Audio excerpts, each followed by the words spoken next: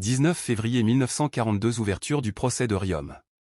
Le procès de Riom est un procès jamais achevé s'étant déroulé durant la Seconde Guerre mondiale, du 19 février au 15 avril 1942, dans la ville de Riom, dans le Puy-de-Dôme, en France.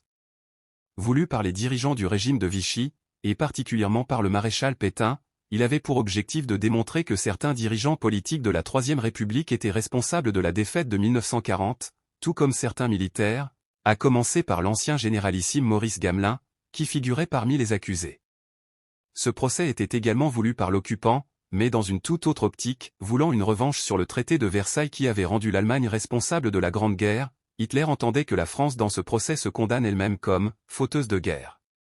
Hitler, qui contrôlait étroitement le régime de Vichy, constata que le procès de Riom ne répondait pas à cette exigence et imposa au gouvernement français de l'interrompre.